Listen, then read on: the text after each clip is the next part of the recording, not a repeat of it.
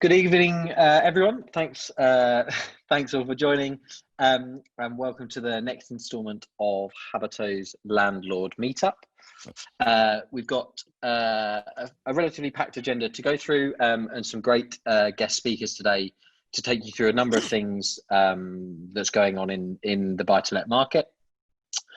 So I'm Ben Gallagher, so I'm Commercial Director here at Habitos.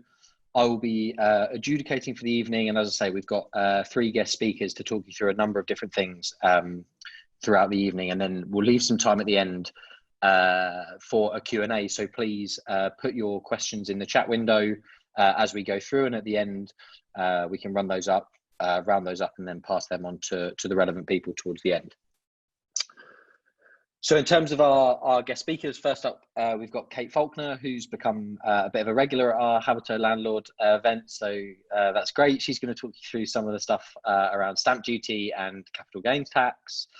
We've then got Alan Fitzpatrick. So Alan's the Ops Director here at Habitos, and he's going to talk you through what that stamp duty means for landlords and how the implications that would have on your savings, both from the stamp duty directly and also on tax. And then we have Tessa Shepperson. So she's Director at Landlord Law Services, and she's going to be talking you through some new possessions announcements. So without further ado, I suggest we get going. So I'll hand over to you, Kate. Oh no, I won't, sorry. There was just a few things that I wanted to give you just on the, brief market update on what we're seeing here at Habitos before we jump into the context. So there's a few graphs you'll see in front of you, just this one and the next one, that just try and talk you through what we've seen in the post-COVID scenario around how the house market's reacting and are we returning back to some sort of relative normality. So the first is just an index view of what we see at Habitos from a brokerage point of view. So how many people are coming in seeking mortgage advice. And what you can see is that versus the average of pre-COVID, we're back sort of towards a normal sort of level to people coming in and seeking mortgage advice. So that's reassuring, because generally that's a reflection that people are out there, they're seeing houses, they're putting in offers for houses, and they're getting to that part of their transactions where they need to get mortgage advice. The next one, fortunately, us being at Habitos, being both a brokerage and a buy-to-let lender, we can see both sides of the funnel and the activity that we see across both channels there. So since similar story from the lending side versus the pre-COVID scenario, we're actually seeing a lot more people coming through for buy-to-let products. We're seeing that across both the limited company space and also the individual, but particularly, as Alan will allude to later, there's some upside on the limited company side for those that are looking to refinance their existing portfolios given the stamp duty changes. So that was just a brief overview of what we're seeing. Please feel free to ask questions, as I say, in the chat, and we can fend those off later on. But I'll pass over to Kate. Right, thanks very much. So my word, what a month it has been for those of you that were with us last time. And if you haven't joined us for a while, there is so much happening. I don't know about anybody else. Personally, I'm absolutely exhausted. But I'm going to hopefully run through in a reasonable amount of time and not keep you here till the early hours of the morning. Summarising what's going on in property. Of course, politics is important, which I hope you can kind of all see now, the property market. And also got to really start with an economics update. So if we can head on to the next slide, Ben. So lots happened in the month, and we pop on to the next one. There's a nice picture there of a house. That was pretty good design. So if we go to the next slide. Yes, there we go. So where on earth are we heading economically? So I'm choosing to present data from the Office of Budget Responsibility, just partly for consistency. And the hope was really, when we kind of started out with this April, May time, and even perhaps starting to run into June, that we were going to see what we call a V-shaped recovery. And you can kind of see it on the graph there. Basically, we go down like a ton of bricks, no surprise. The whole market, the whole economy shut down. And we do a really quick recovery. We're expecting sort of a year maybe to get ourselves back on our feet. And the likelihood of that is looking a little bit thinner than it perhaps was before. So what you've got in front of you is kind of 4 things. The orange line that you can see there, or it might be a little yellow on some screens, that's what was expected before this all hit. So what we're looking for really from an economic perspective is when can we get back to some kind of normal, if you like. And it's only their upside scenario that suggests we can do that and do that anytime soon. So in other words, we need a few lucky breaks to get there. And one of those might be, I've heard it mooted, there might be a vaccine on its way, maybe Christmas, maybe not too long into next year. If that happens, then that's the scenario that we might hit. Typically, though, you'll go for the more general scenario, which is the kind of middle central scenario where it could take us a few years to get back on our feet, really. There's kind of a worst case scenario. So often when you have shocks like a pandemic, we've never been through this before. So there may be something else coming down the line that we weren't expecting that could make life that little bit worse and extend this into a 5-year sort of bad news scenario. And the main thing, if we hop on to the next one, Ben, is this: it's unemployment, and it's really, really spooking government, spooking the economists, and why there is such level of pessimism there. I've just been doing some figures on unemployment, and normally you're talking around at the moment sort of 3-4% is what you'd expect if everything's going pretty well. So you start looking at the March forecast, that's staying in that 4% level. Even on the upside scenario, they're looking at that heading up to 10%, and that is much worse than it was back in the last recession. So for any of you that were around then, that's a pretty rough scenario, albeit that they expect that to disappear quite quickly. It's almost too scary to look at the kind of medium scenario and the worst case scenario, because that would be a pretty much a disaster. And how on earth the government's going to handle that level, I don't know, because obviously those on universal credit would literally be going through the roof. We know that, I mean, the good news is out of this, if you're a landlord, is that the rental market would also go through the roof. That's what happened last time. So we moved from about 13% of the market being private rented, and then because first-time buyers all dropped out, about 50% of people dropped out in the market at the last recession, we saw that pretty rapidly going up to around 20% of the market, which is where it sits today. So whether you're renting to somebody on benefits or not, you should certainly look at that, considering that in the future, because your current tenants could well end up in that situation. So that's the bit that's spooking people out, and that's the figure we've kind of we've got to really track to see what happens. So it might not be as bad as everybody says, but that's basically they're forecasting that it's going to get pretty rough from that side. So we head on to the next slide, Ben. So one of the things I wanted to do was I tracked two guys. So I tracked Capital Economics for economics, and particularly forecasts, and also the Centre of Business Research. And I thought it might be quite useful for you to see what they're sort of suggesting can be looked at to null the pain a little bit in the future, because I know everybody's kind of worried about how we're going to recover. We've already had the stamp duty holiday for home buyers, so that's already come in. They're also recommending things like measures to stop a zombie firm. So a zombie firm is a company that is just, it's in a lot of debt, and all it's doing is earning money to pay the interest on that debt. It's not rolling it down any stage at all. So as a result of that, they're just trying to push as much back as they into 2021 and beyond as possible. And to be fair, you know, the stamp duty holidays you'll see seems to have really done that at the moment. They're looking at a pay cut for non-essential public sector staff, and there's no doubt that there will be redundancies and pay cuts in the private sector as well, and certainly not increases this year. We may see a cut in VAT, so that might be some good news to come. And they're talking about bringing in talented techies. It's not going to do me any good, I'm afraid, but fortunately people still like to hear about property, so I've survived okay so far. The big thing on here, I thought, was that they're saying just take 50 years to pay this off. And suddenly the numbers don't look as scary as they do at this moment in time. And the other thing to remember with the levels of debt that we are building up at the moment is that everybody's building up that debt. It's not just us. If this was just UK, we'd be in trouble. But because everybody is building up this debt around the world, it's not seen as bad as it would have been in the past. So there is some kind of brighter side to what's happening at the moment, and there are ways out of the mess basically that we're kind of in currently.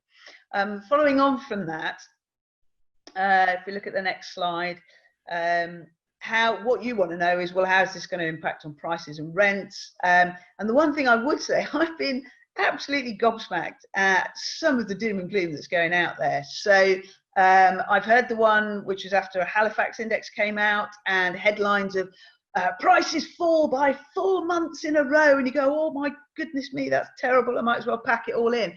They were like 0.6% month on month falls, 0.3, 0.2 and a 0.1.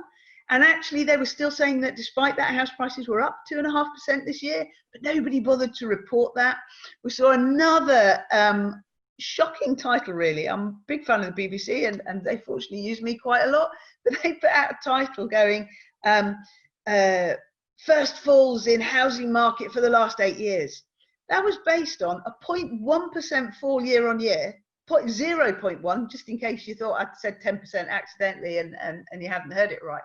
0.1% fall, and all that data, and I mean the Habitos guys will hopefully back us up here, was based on figures during lockdown when we didn't have much of a market. So how anybody could have made that as a massive headline, I have no idea. But there is quite a determination to put out a lot of doom and gloom at the moment, and don't believe what you're hearing. Really find your own sources that you can work with. And I'm hoping that these next few slides will help you a little bit. So we'll shift on to the first one, which kind of shows you that in actual fact, despite all this doom and gloom scenario that the press were putting out, what I've done is we haven't got land registry data, which I kind of rely on normally because of the lockdown. So what I've done is I've taken the Rightmove information, Halifax and nationwide, and I'm not trusting so much the Halifax and nationwide, but I'm trusting the fact that the one index out of all of these that is actually still working on the same scenarios pre-COVID is Rightmove, because they do what the sales prices, the average asking prices are when properties are presented to market. So ignore what I do on Rightmove. I don't trust the average house prices because they're always completely out of sync with every other index when people finally make the price. So I ignore those, but I've just put them in for consistency. But what you can see here is that, you know, we really are seeing these 2-3% rises year on year. And in actual fact, despite this doom and gloom used by newspapers on the nationwide and Halifax side, even they on their regional basis are both coming up and saying, yes, we're seeing 2-3%, even 4% rises year on year. Not sure I overly trust that data, but the fact that it is in line with what we're seeing with Rightmove. When you're talking to agents, if you think you can go out there, and I know I've seen lots on Facebook, I've just got my equity out of my house and I'm ready to go with buy to let. Well, you're going to have to hold on a little bit longer, because that market out there pretty much, apart from some of the prime stuff in London, is absolutely buzzing. So this is not the time, I'm afraid, you're likely to get some deals. And if you have a look at where we're going into the future on the next slide, this is the information that came out from Savills. I have to say it came out very early in the mix when we were really expecting this V-shaped, very quick recovery. And what they seem to have done, I've started off, they do 5-year forecasts anyway, and I'll talk about the last two columns in a little minute. So what they suggested was that house prices would fall by about 7.5% this year. And I think we were all expecting anything from 5 to 10% on average. And bearing in mind what that actually means, in my view, is that some prices won't fall at all. And some prices could fall by up to 20%, depending on the supply and demand of that property on that individual road. So they forecast a 7.5% across the board this year. And then what they're doing is forecasting very different rates for the next 4 years of how the different markets were going to recover. So overall a 5% increase in London, but that's an 8% next year for the Southeast, and just a 2%, I don't know what's wrong with the West Midlands and Northeast, just a 2% increase for you guys next year. And the reason for that is what they've done more, I think, from 2021 onwards, rather than looking at applying this in 2020, is what they're doing is they're saying, well, different economies are going to survive better at a local level. So they've got, you see very different rates. But the interesting thing is when you look at the two columns at the end, in November, so Savills do forecasts in November and in the June time. In November, these were their forecasts. So UK, they were forecasting over a 5-year period, you get a 15% increase. And you can see when you look at the right-hand column, they haven't actually changed their 5-year forecast at all. So what they're saying is whatever happens over the next 4 or 5 years, we're still expecting that we'll recover from this, and they're still sticking really to their 5-year forecast. So that's good news, unless you're kind of banking on cash and everything in next year. However, there is some latest news, and you can see, I know it's only quite small down there, but hopefully we'll get this out to you. Go and have a look at this report. It's literally just out today, so sorry I couldn't get this up on the slides in time. But Home Track and Savills are kind of my two go-to guys. And the forecast that they put out for the next quarter was a 2 or 3% rise. So those rises that I just showed you that had come out from Rightmove, Nationwide, Halifax, what Home Track have been saying is that's going to carry on for the next 2 or 3 months, then we're going to start to see falls. What they've actually come out to say today is because of the stamp duty changes and because we're still seeing quite a momentum in the home moving market, they reckon that the market could hold at 2 or 3% growth this year. If it does, it'll be phenomenal. I think it could do to the end of October. I still think November and December are going to be tricky months. And at the end of the day, what you've got to remember is that we're not doing clothes sales or car sales here. People will only move so many times. So whenever you introduce a stamp duty holiday, the government, it's done a good job at pushing back, I would say, the property recession into 2021, almost whatever's going on economically at this moment in time, but it's going to hit sometime. So what we might end up is in a weird situation next year whereby the economy starts taking off this time next year, but actually the property market is kind of, we've just brought so much demand and supply forward that it starts to slow then.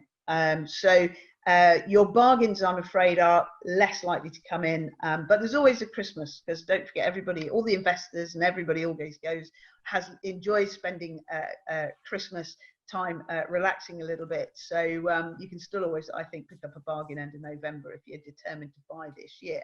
So that's kind of looking at what's happening on price forecasts and where they might go.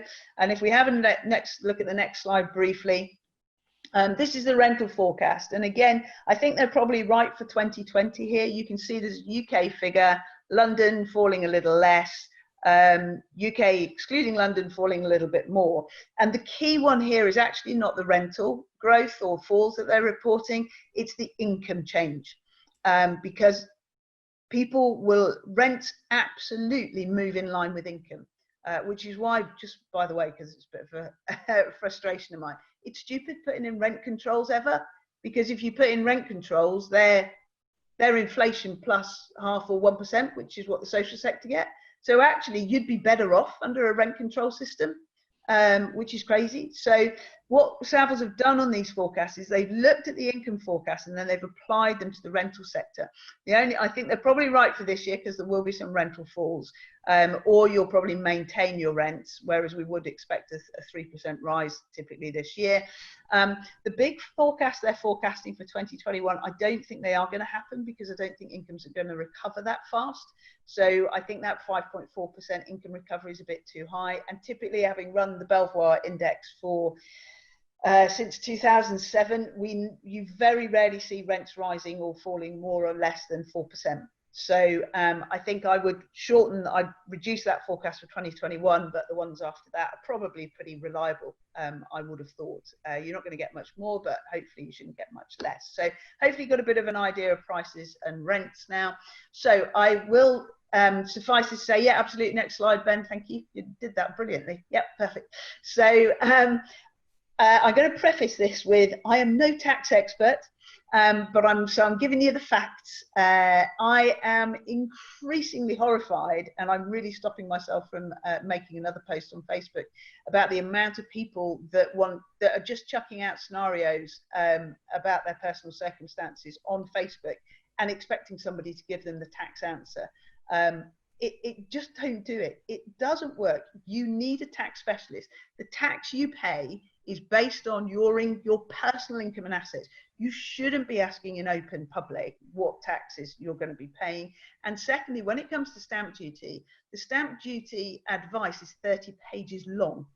Legal companies are not necessarily, if you check, and Tessa will probably back us up on this, they're not likely to take responsibility if the stamp duty you pay is wrong. That's still going to be your liability. And quite a lot of them, as a result of what's happened, and stamp duty being so complex now, particularly for buy-to-let investors, they're actually outsourcing it to specialist tax experts. So please don't underestimate how complicated it is once you get past one property. However, very good news, and exceptional good news, because you've got, if you've got more properties already, is that up to $500,000 now you don't have to pay anything.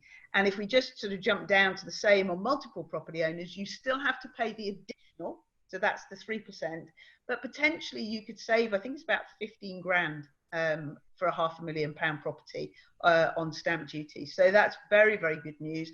And then I've put the rates in there. You still basically over £500,000 if you're, it's sort of more of a progressive tax. So of the first £500,000 of a property you buy, you don't pay anything, and then over £500,000, even on one property, you'd pay 5%, and then it would ratchet up there afterwards. So, but you still get a 50, if you're paying over £500,000, effectively you get a 15 grand saving, and exactly the same for the multiple owners, albeit that you've still got to pay your 3%, etc., over and above that. Now, Scotland and Wales, they have both elected that you can buy up to £250,000. They're not being cheap. That takes about 80–90% of people out of the market, much as the homeowners, much as it has in England. The difference is, though, if you are buying in Wales as an investor, you don't get anything. You don't get 0 up to 250. They have stopped that from happening. So that is worth knowing, and it'll be interesting to see how that affects the market. Now, I know you're all terribly excited, as I am, about the next slide, which is on capital gains tax.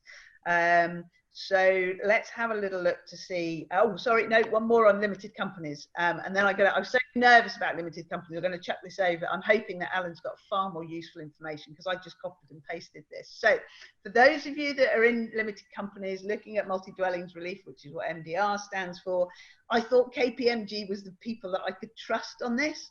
So as far as we understand it, there has been no explicit mention of limited companies being able to take advantage of the £500,000 zero stamp duty, but their interpretation is that you will be able to. So my view is, if you're into limited companies and if you've got multiple properties, for crying out loud, get a proper property tax expert by your side now. And a good reason for that is because I've just invented a new intro into my next slide on capital gains tax that I nearly accidentally jumped to too early, is that you're definitely, I cannot believe that you're not going to get hit with more capital gains in the future.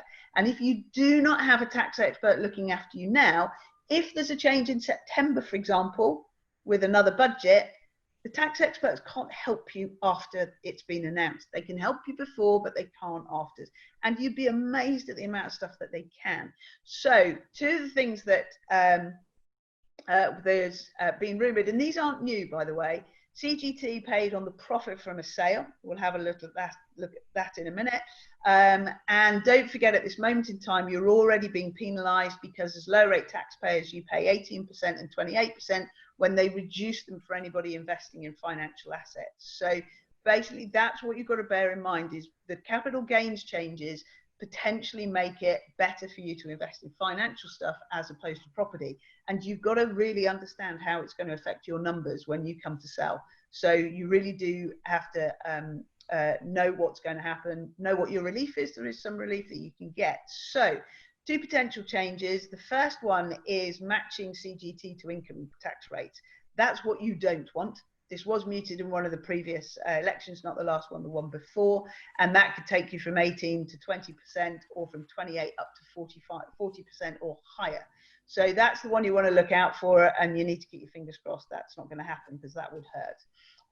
The other one, and I don't think this is such a bad idea to some extent. I know you'll probably hate me for saying that, but this spreads the load and the cost of a big cost of the COVID crisis that the government's had to pay out, is that we scrap stamp duty, land tax altogether for buyers, and everybody pays 10% capital gains tax. They might introduce a higher version for second homeowners or for those profiting from it, so beware of that. If you want to find out more, it's from a report from the Social Market Foundation, but probably that when you see the former one of these in the 20, 40%, 45, you'll probably be hoping that it is the latter. So the swings and roundabouts with this, but we'll see.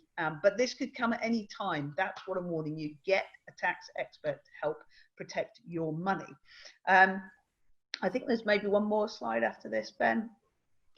Yes, which is get that property tax expert. I have said that 5 times. If you don't do it, I'm sorry. I tried to help you. I can't say fairer than that. That's me. That's done. I hope that was useful. Thanks, Kate. Thanks a lot. So there was another one around other announcements, which I'll leave on the screen for people to read through before we move on to Alan. So yeah, as I say, thanks, Kat. There's obviously a huge amount of useful information there across a number of different things, from how we look at house prices in the future and how they would correlate with income and rentals, and then obviously onto the specifics of the stamp duty changes that have just happened. So thanks for sharing those. I'm sure everyone on the call found them as interesting and useful as I did. Before we move on to Alan, I just wanted to reiterate to people on the call that if you want to ask any questions, we'll have a Q&A section at the end. There should be a Q&A section at the bottom of your screen. So if you could just click that, type your question out into the chat window, and then we'll collate those out and share them onto the panel at the end. So without further ado, I'm going to pass over to Alan, who's going to run you through what the stamp duty means for customers who are looking to manage their buy-to-let properties. Thank you, Ben. Thank you, Kate. Yeah, I mean, I think from our perspective, and I will echo quite a bit of what Kate has already said around this, particularly around the property tax advisors. So you'll, if you don't get anything from today, you'll get that message from us, that's for sure.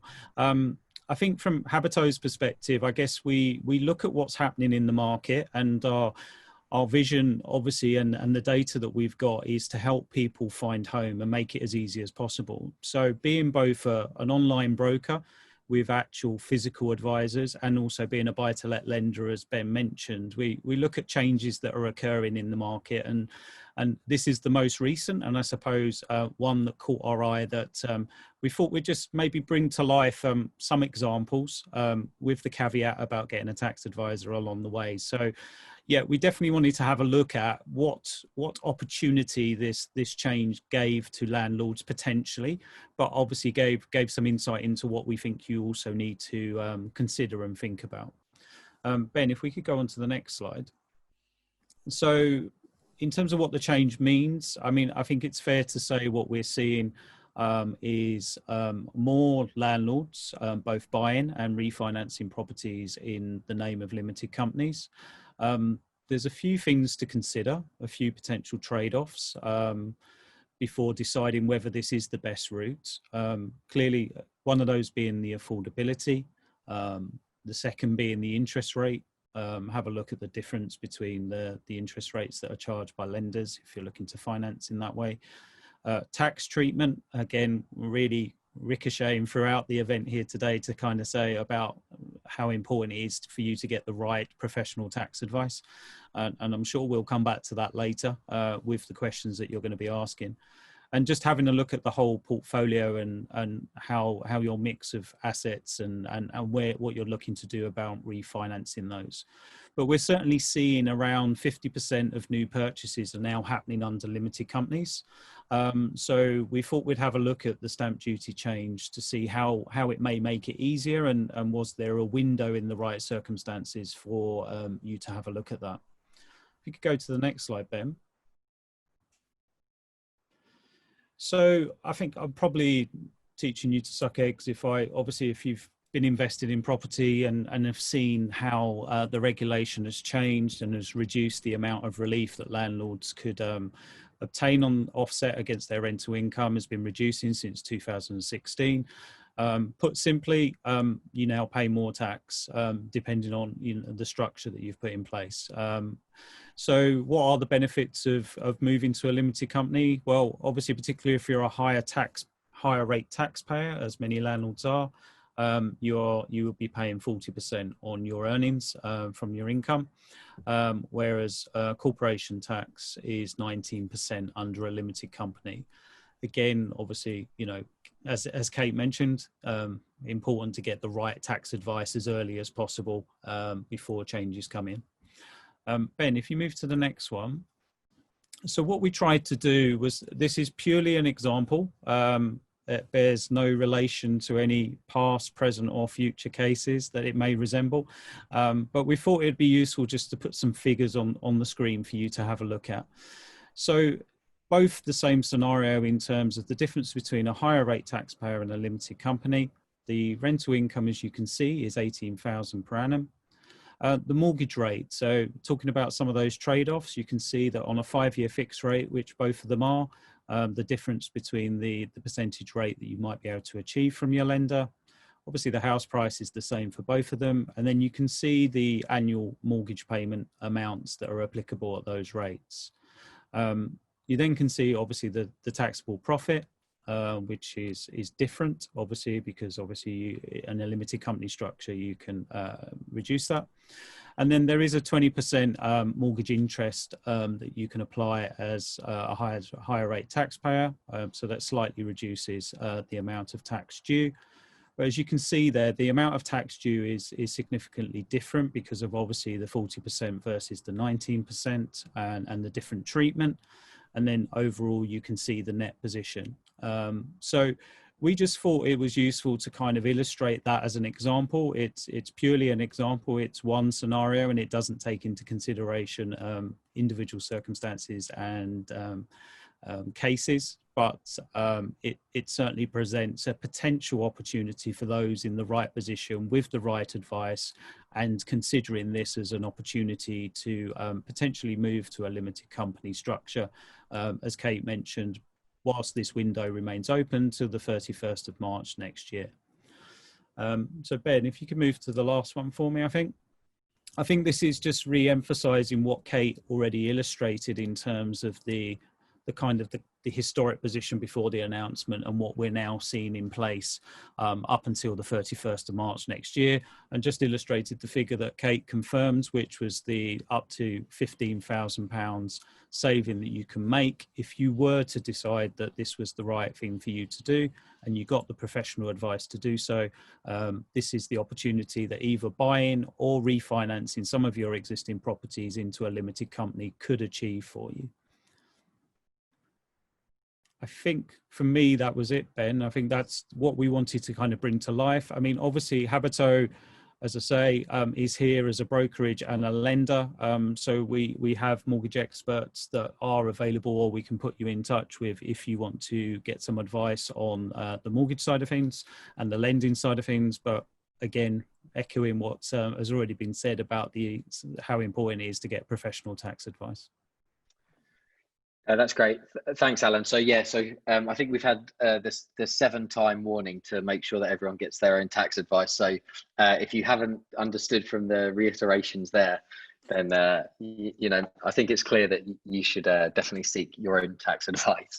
But thanks, Alan. Thanks for sharing that. That's super helpful, I'm sure, to lots of people on the call, particularly those who are trying to understand the different nuances with how they finance their transactions. So we're going to move on now to Tessa, who's going to talk you through the new possessions announcements and what that would mean for landlords. Okay, thank you very much. Just one thing I'd quickly like to say. I know very little about tax because I'm not a tax lawyer, but one thing that people don't often realise is if you move your property portfolio to a limited company, you can't take advantage of the consumer legislation. There is a lot of consumer legislation like the tenancy clauses, regulations, and that, you know, the Consumer Rights Act 2015. There's quite a few things there which protect individuals, but you can't take advantage of if you're in a limited company. So, you know, just a point to which I don't think many people mention. So let's move over to possession proceedings. And just to start off with a bit of background, as you probably know, in March, everything went belly up, and the government passed the Coronavirus Act, and then brought in these new rules in the courts which stayed all possession proceedings completely, so nothing can happen. And it was originally stayed until the 25th of June, and then that was extended until the 24th of August. So it is still in force now. So at the moment, you are stuck with all your tenants unless they move out voluntarily, because as you hopefully know, there are really only two ways that you can get vacant possession of a property. One of them is by the tenant moving out voluntarily. The other one is by a county court bailiff or high court enforcement officer acting under the authority of a court order for possession. So if none of those apply, they can stay there. So let's move over to the next slide.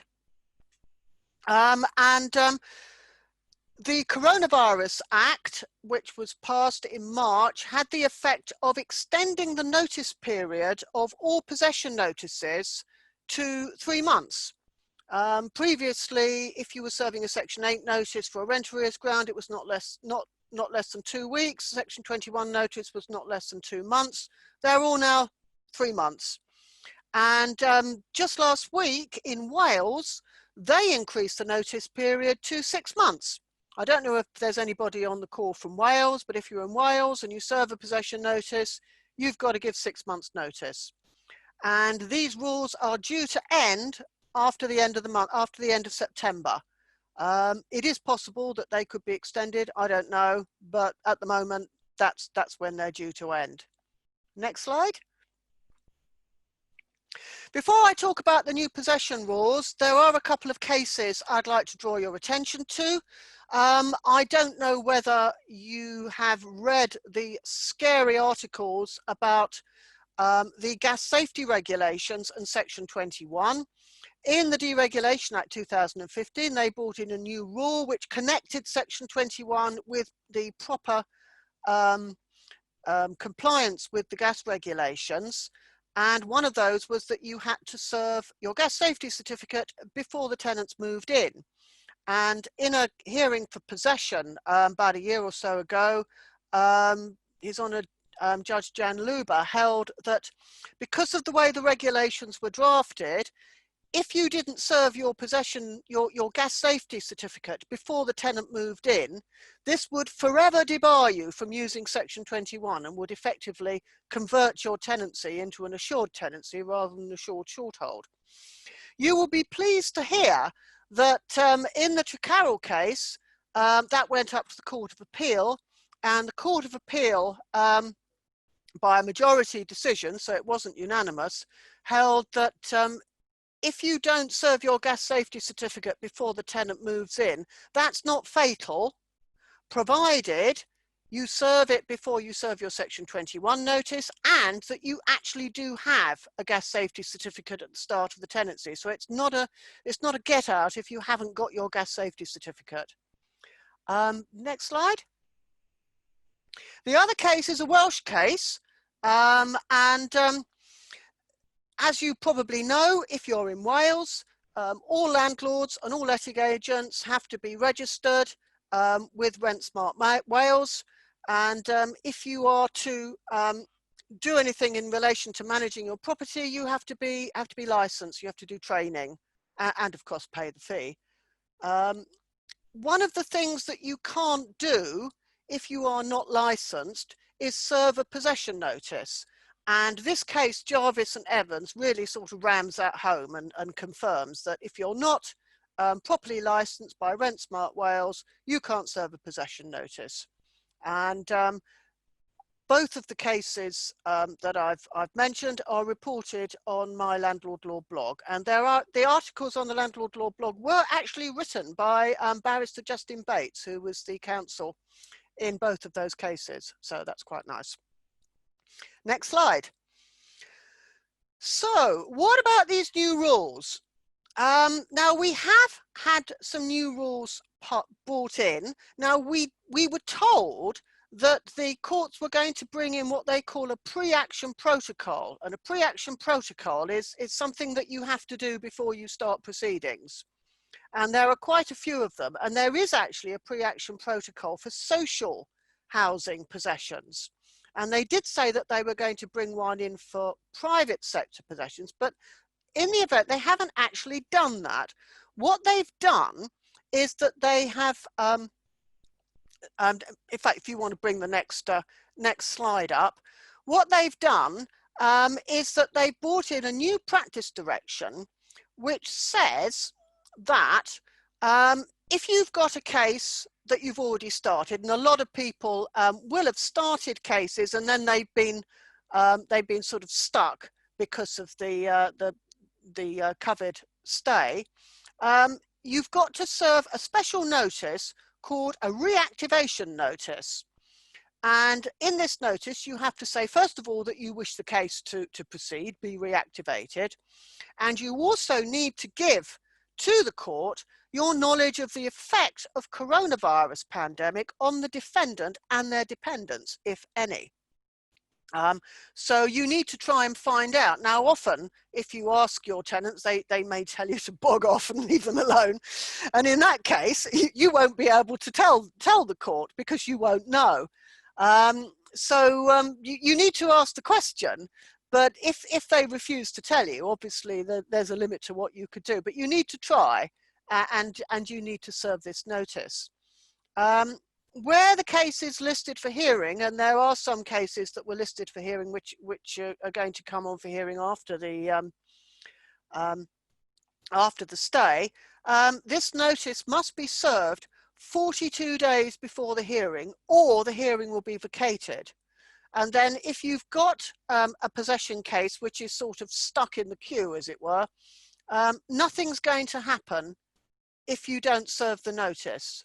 And the court aren't going to write and tell you and say, hey, Mr. Smith, you haven't served your reactivation notice. They're just going to leave it, because what they're hoping is that people aren't going to know about it and they won't serve the reactivation notice. So there'll be less cases going through the court, so they'll be able to manage things better. Now, one question is, when do you serve your reactivation notice?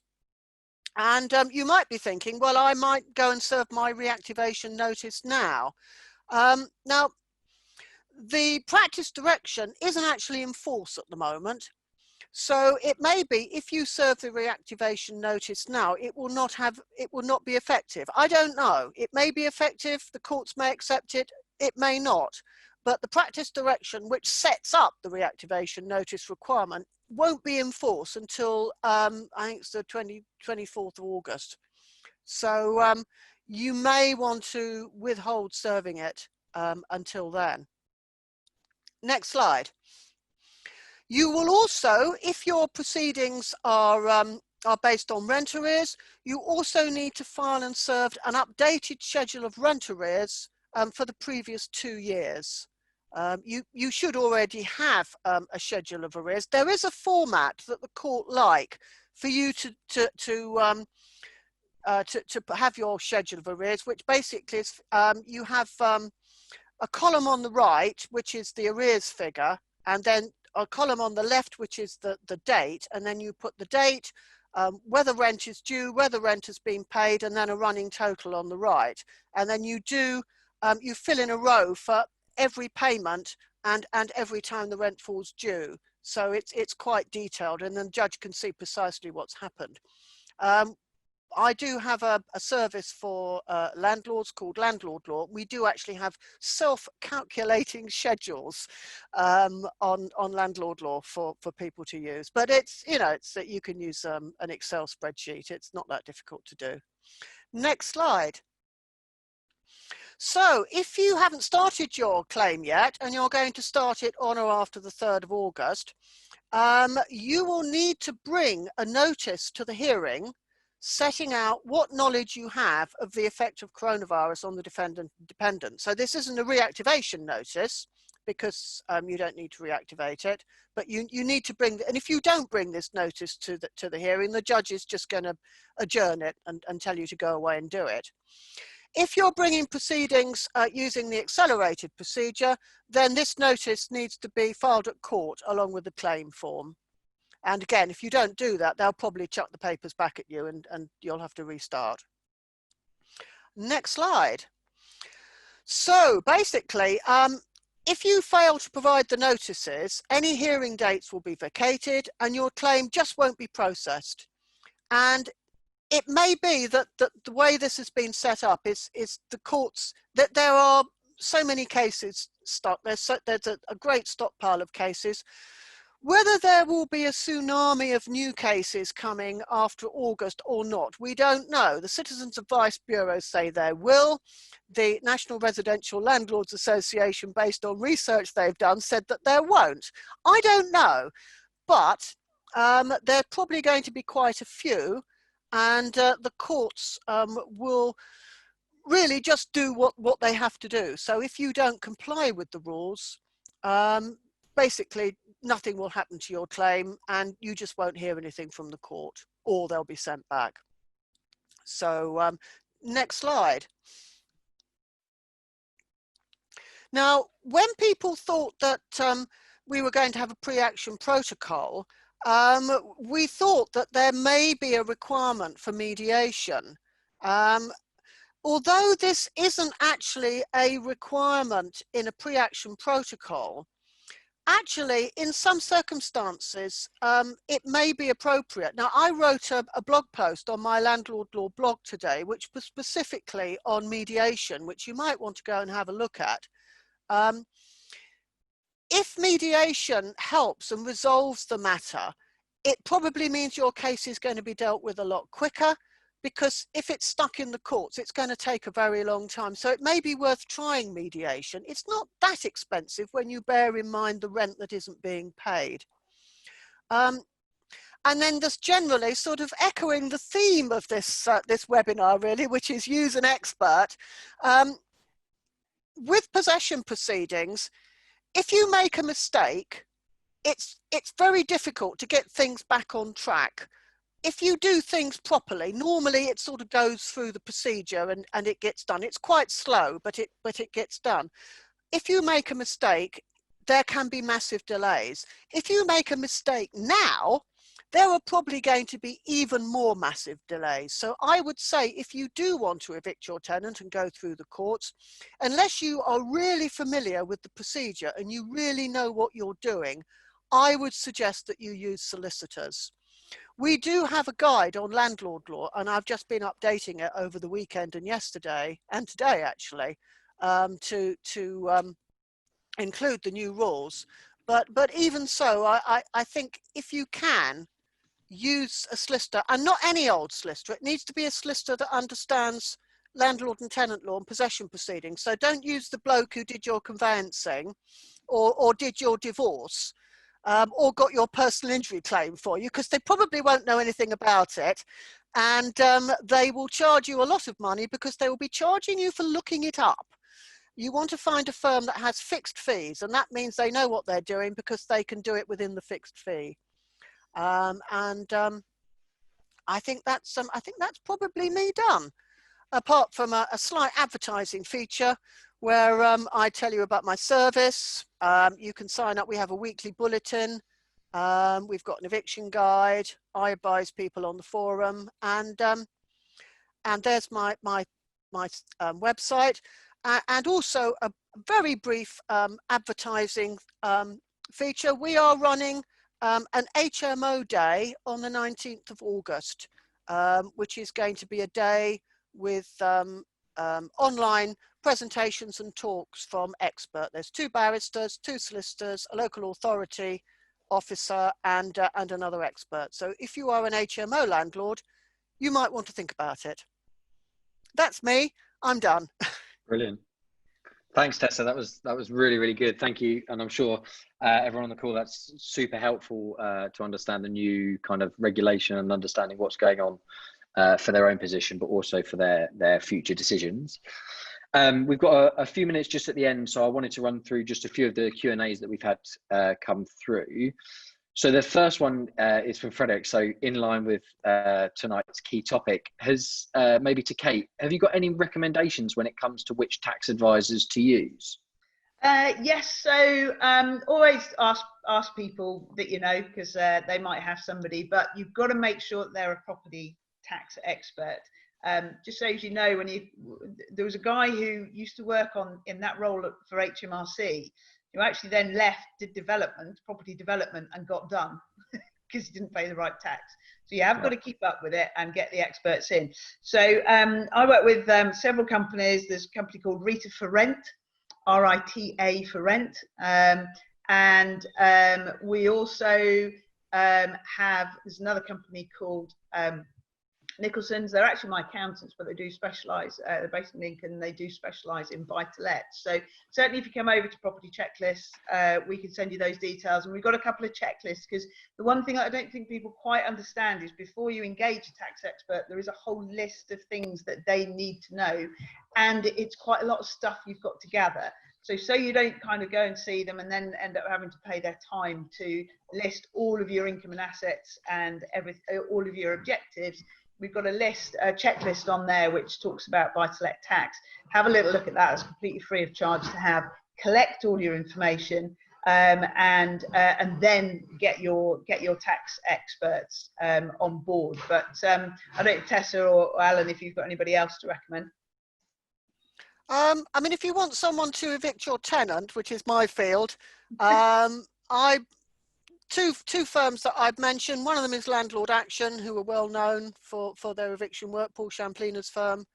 And the other one is JMW Solicitors, which is the firm that David Smith, who I do a lot of work with, and he's also the legal counsel for the National Residential Landlords Association. That's his firm, and they do possession proceedings as well.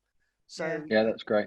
Yeah, I definitely we had Paul on one of the previous one of our previous meetups, and was obviously sharing lots of useful advice, so can obviously pass on his details as well. Super helpful.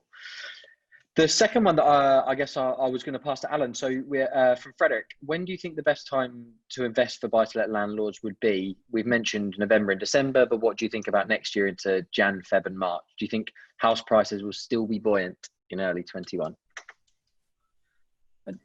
I think we have to, I mean, looking at the stats that Kate was talking about there, and certainly what's happening in the market, I think, yeah, I mean, there seems to be a suggestion that things will start, if we do see a dip at all this year, going into next year, it may have staved it off, and we will start. It's very difficult to actually pinpoint and say specifically to someone when they should look to invest, you know, as Kate was saying as well, you know, in terms of, if you're waiting around for property prices to drop, then there may be some opportunities at certain points, but you've got to be active, and you've got to get the right advice and be ready to move, and know your area, know where you're looking to buy, and know the area very well, and get to know it very well. So it's very difficult to kind of pinpoint, but I mean, all the suggestions, looking at the stats there and what's happening on the ground, it would suggest that, you know, over the longer term, that, you know, it's still a sound investment, and you know, and we're, you know, keen to obviously be part of the solution to helping people finance those property purchases, and give advice where we can. But certainly from the figures that we're seeing over the long term, and that's how people should obviously look at this, is you know, it does continue to be a positive investment. Ben, can I just maybe add to that? Yeah, please do. Yeah. So what I would say is, and Alan's absolutely right, what you've got to do is market watch your area. Forget the figures that you're hearing from the media, because you're just getting averages, and that's no use to man the dog. So you've got to really stick to the portals are good. Look to see what's still selling fast. Look to see if anybody actually evidently has overpriced something, and in a few months' time they're in trouble because they overpriced it too much. So they're basically stuck on the market. Buyers aren't daft these days with the data that they have. And remember, if you're going to buy to let, this is a 20-25 year investment.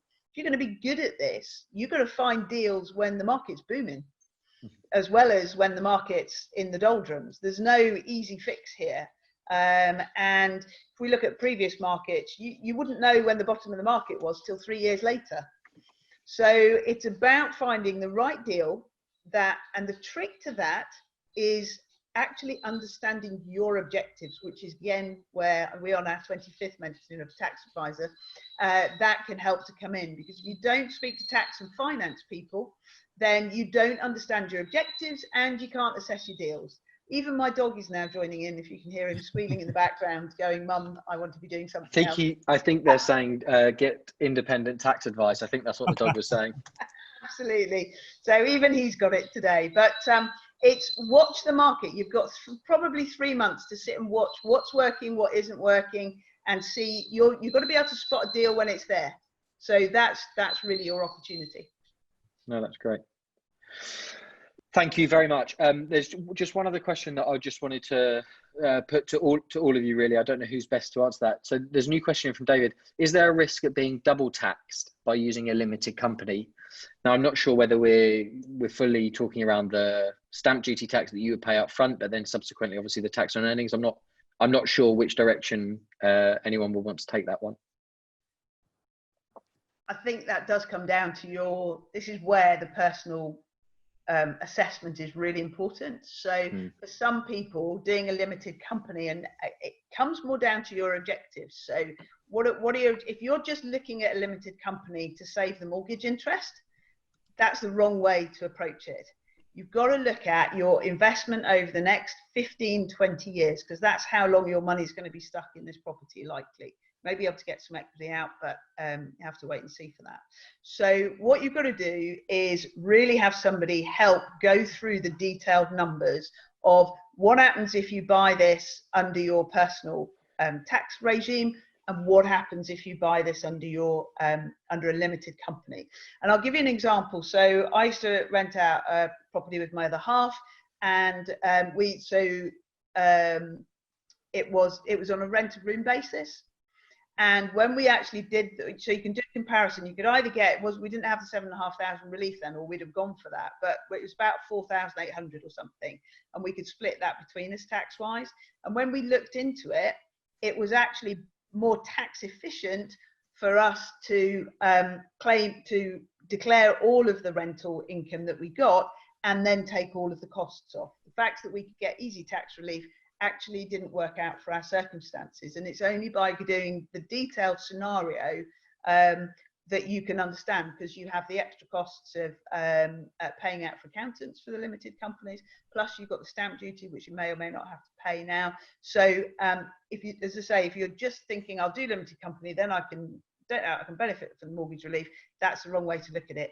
Objectives first, then it's understanding the scenario for your personal circumstances.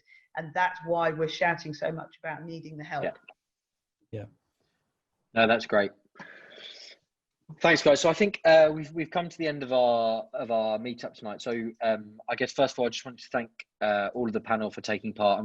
I'm sure I echo everyone's thoughts when I say it's super useful to get such a broad range of views and updates on what's going on, both in the general mortgage market, but obviously more tailored towards the buy-to-let sector. So thanks again. It's been super helpful.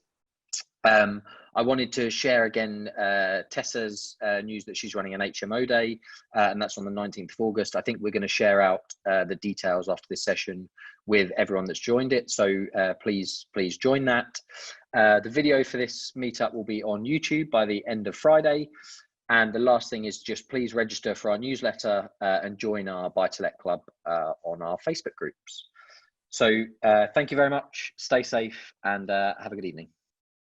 Thanks, guys. Yeah.